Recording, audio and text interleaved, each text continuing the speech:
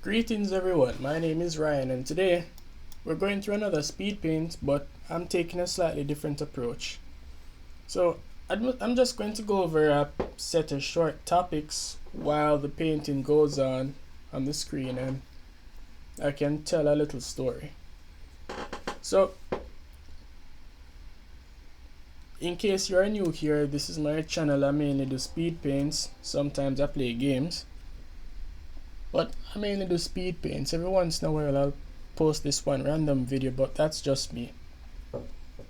With the painting now, it's basically about girls on the beach, but it came up originally as a challenge that was given to me by one of my friends. So they said, would you be able to draw something you'd be uncomfortable drawing at school? And I said, something uncomfortable but wouldn't get me into problems. So I thought, hey, what better than girls on the beach? But I couldn't just do girls on the beach by itself, so I wanted to make it a little more interesting. So I thought of, hey, what if these two characters had a voyeuristic mindset? Not on the whole more precocious side, but more on the exhibitionist side. So I wanted them to seem comfortable in being dressed how they were dressed, as you see before you.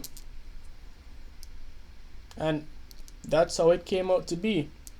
The characters were originally meant to be Tristan and it was supposed to be Mika, two of my OCs, but I didn't have my color palette, and then I didn't use the design for the character itself, and things just kinda lost footing, but I kept it nonetheless. And that's how you ended up with what we're working on today. Moving on to some of my interests.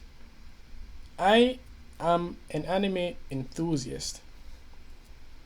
I've been a fan of many anime series, but I'm not a fan of the genre itself, even though some persons say I'm more than others that profess to be.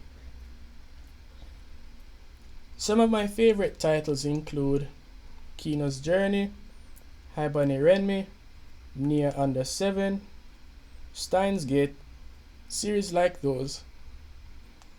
I tend to gravitate towards series that are either extremely superficial but have some supporting facts from science and such, but it doesn't have to make complete sense. They just have to have a way how they got to the conclusion they did for the main premise. That's fine with me. Oh yeah, and Ergo Proxy, but I'll get to that later.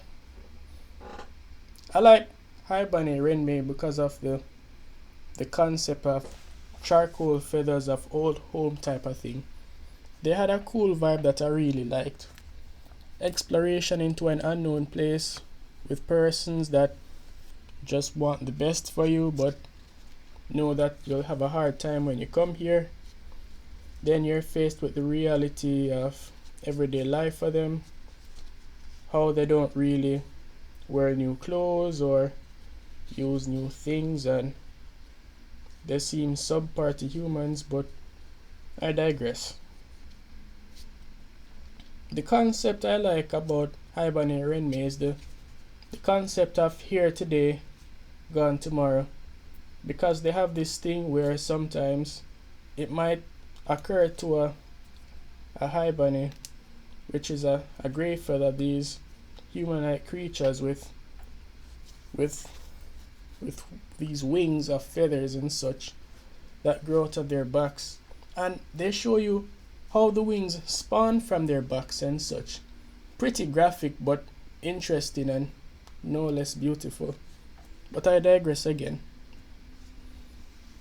They make the reality abundantly clear that someday you're going to want to fly from old home, but sometimes when you take off and go into that horizon, your health, your safety, and your life isn't guaranteed any at all.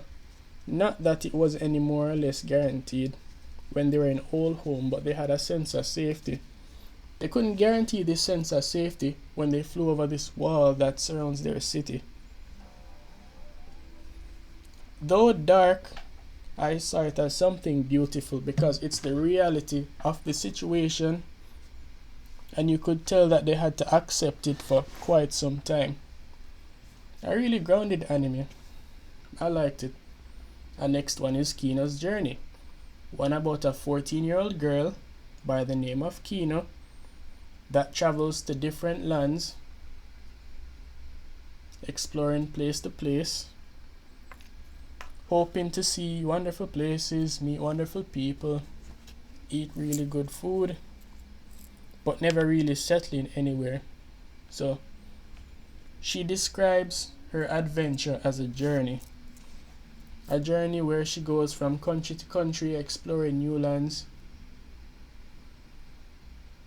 I like the plot itself as a premise, but it has a continuity that you probably wouldn't think would end quite well. She'd probably get older, probably continue along with these adventures, but we never really got to find out how far along she would even continue.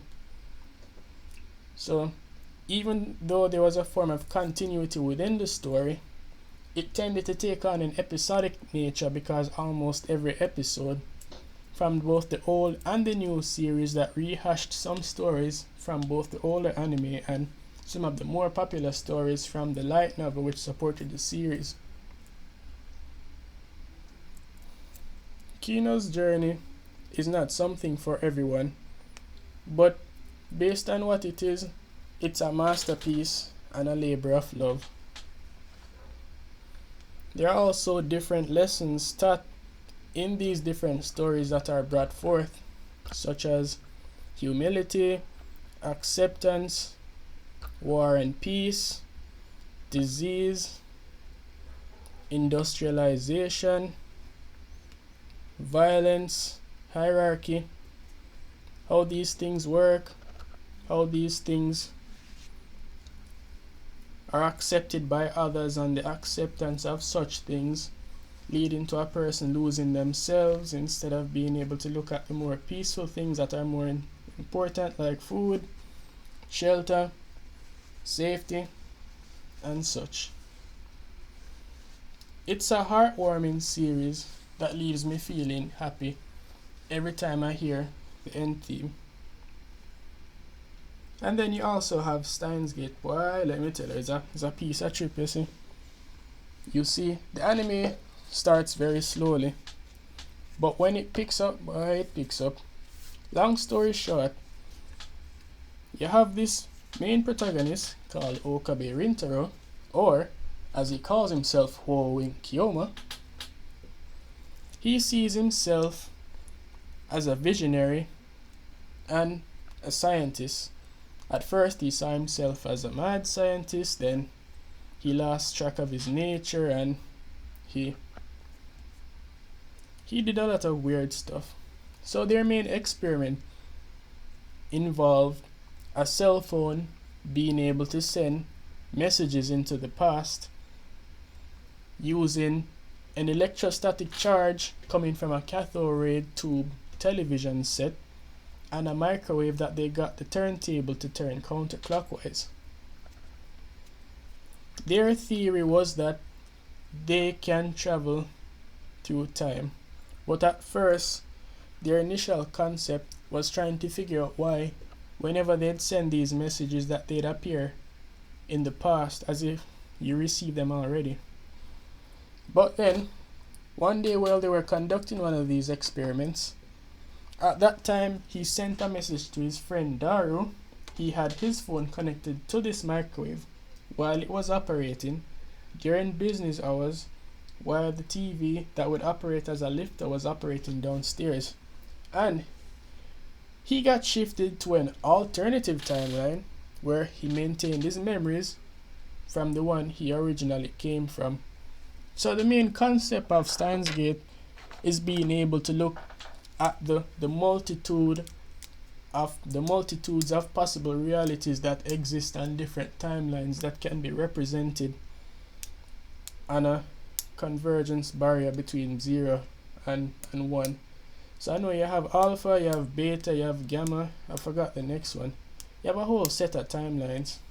So when they're able to surpass a certain barrier between the alpha and beta world lines, there's a certain timeline that they're looking for where they can both avoid the world war and prevent his two friends Makise Kurisu and Shina Mayuri from dying. Because his main trauma after conducting these experiments, he realized that no matter what he tried to do and how he tried to move from timeline to timeline, either one of them would end up dying. So his main goal was to prevent that from happening, but it took him an incredibly long time over the period of one summer. That's basically season 1. Then they had a movie where they went in memory lane. They had the season 2, which focused more on Mayuri and the death of a certain character as an alternative timeline. I like how they structure their premise. It's not for everyone, but if you're the type that likes to think about how something works and how it becomes interesting and how they keep it interesting and fresh, then this is something for you. You just have to get past those first 8 episodes and you'll be good. And then you have Ergo Proxy, where they focus on the concept of life after God, a corrupt and controlled dogmatic society where you're told how to live a certain way, how to work a certain way, how to look at life a certain way. You don't focus on recycling. Persons don't really procreate. And the system is just set up to protect its citizens of Ryonbo from what's actually happening outside of the city, which is this post-apocalyptic landscape where they have persons in different parts of the world that have either died, mutated, and are suffering and having to hide away from persons who want to kill them for some unknown reason or another. What I like about this show is persons say it's pretentious in its nature based on what it tries to focus on, which I believe to a certain degree. But what I really like about them is how they approach the premise. You have a woman by the name of Real. I almost said something there, my bad. Of Real. She is the granddaughter of a man that sits on the panel in this established government that basically decides how the system is structured, who controls what amount of information, and basically decides how the people are supposed to live. Their problems are 2 existing factors that they have. The existence of this special virus that affects androids and machinery, known as the Cogito virus, which it messes with the robot's internal code and their attached AI, where it forces them to think through their processes and establish their actual purpose. And when they realize they can't really see their purpose, they start acting out against orders given to them by the main system that controls them, or if they were altered by some third party and there were persons came to seek them and such. I'm sorry if I seem like I'm babbling, I'm getting somewhere. This government that controls Ryonbo basically wants to control the spread of this special virus because they don't want persons to be thinking too freely. Or is that a too vague a way to look at it? You can let me know in the comment section below. And then they have this thing called a proxy, which many of them call some sort of god, but I see it more as an angel of death and such, where for some reason it's in the system and it's killing people. But what they didn't tell persons in the beginning, that not only do they call it a proxy, if they told the people about its purpose and how it operates, they fear that the system that they've established would break down, because many of the persons might start asking themselves similar questions that these so-called proxies started asking themselves. Then you had one approach Riel. Then you had one that looked like this other character called Vincent. They've been getting into fights. Eventually, Vincent convinces himself that he has to leave this system, despite how much he wants to be a citizen. But even though he wants to be a citizen, there is something in his mind that just keeps him from making that final step. And the story goes on and on and on. I like how they structure the story from simple to complex, but they didn't wrap up the ending of the story very well, and that was my main disappointment. I believe if they got 2 more episodes, they could have brought more clarity. But 23 is one of those prime numbers and such. I can live with that. So, what are the problems I have with anime? Well, the main problems I have is with fan service, anthropomorphism, or more specifically bestiality, and the concept of Wicca, witchcraft, all that voodoo stuff. So let me begin with fan service.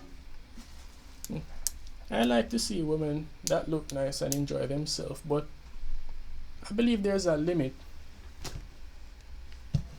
I've believed for a long time that a woman can look modest and pretty without having to show so much skin, even though I've been guilty many times of enjoying it nonetheless. But I feel guilty sometimes, Oh, that clicking sounds a pen, sorry.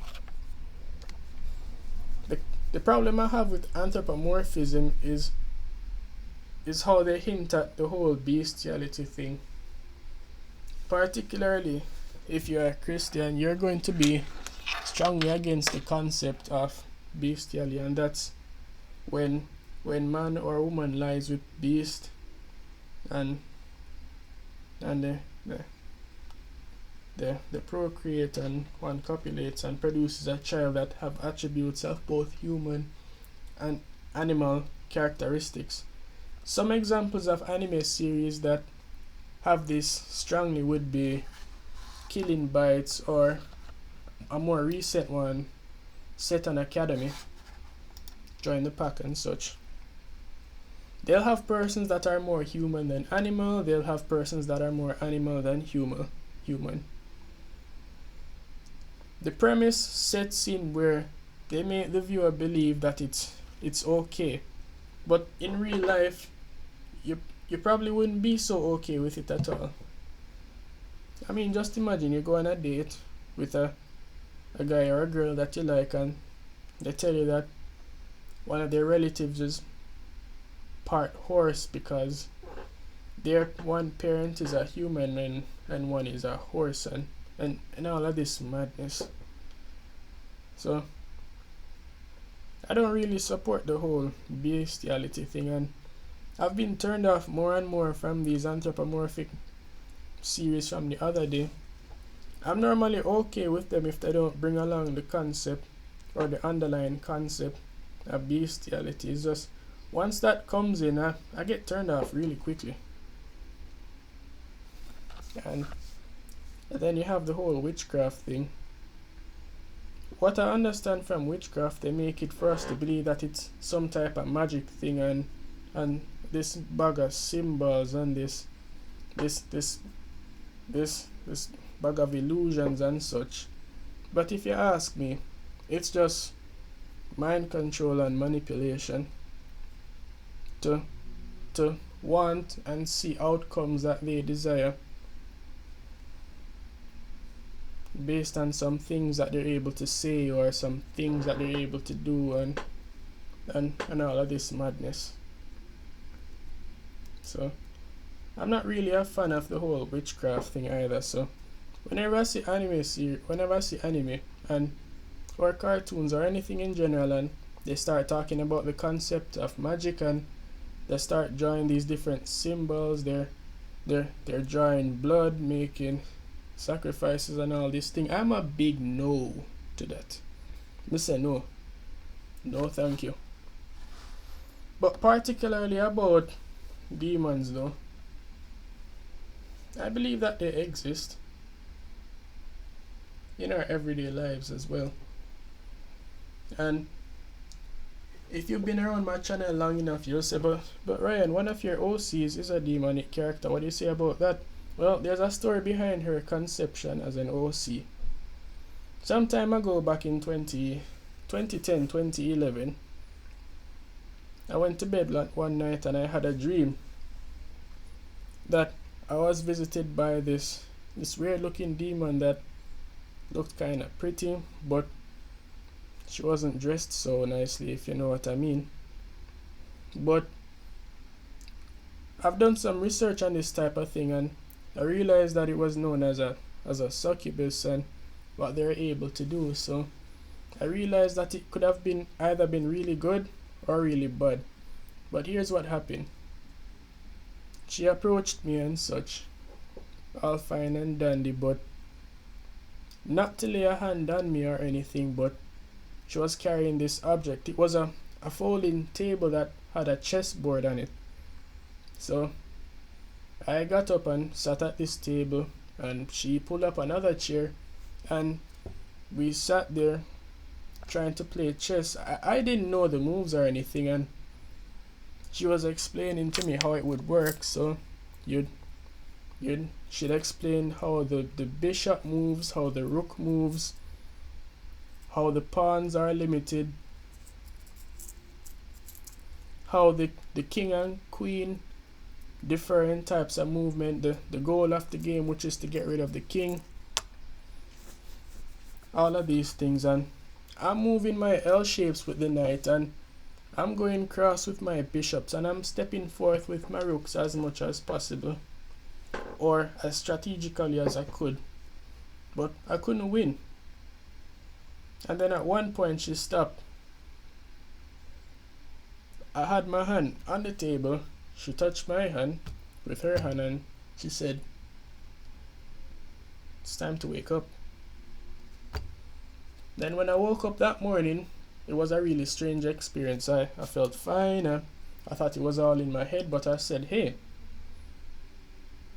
I wonder who this thing was. Days and weeks go by. I find out what this thing could have been, and I told myself, if that was the case, I wonder why she didn't bother me.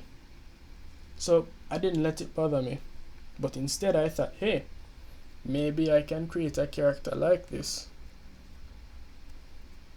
This must have happened because I was either protected or she didn't want to really bring me any harm, but that would be strange based on the experience. I vaguely remember what she looked like, but I knew she had red eyes, red hair. She was color coordinated with a light and dark red shade and such. So I said, alright, I'm gonna take this character, I'm gonna try and draw it as well as I can, then I'm going to give her a name. And I gave her the name Mina. From then I've kept her as an OC of mine, and I've had in this universe that I created inside my head. I hope to have it become a series one of these days, so I never know. When that time comes, I can give biographies on how I came up with this concept, and probably even tell this story even better sometime in the future. So that's Mina Della Robbia for you. And that's about it. Wow, that took a while. So I hope you can forgive my long rambling. I just wanted to try something new. I don't even know if this will work, but it's worth a shot. So if you've made it this far into the video, I'd like to thank you so much for watching and listening to my rambles. It's just, I want you to kind of understand my thought process and how I kind of think things through from an abstract perspective, so you can see, or I hope that you can see, where I'm actually coming from with the concepts I bring across, either it be fan art or one of my OCs or anything I may choose to bring up.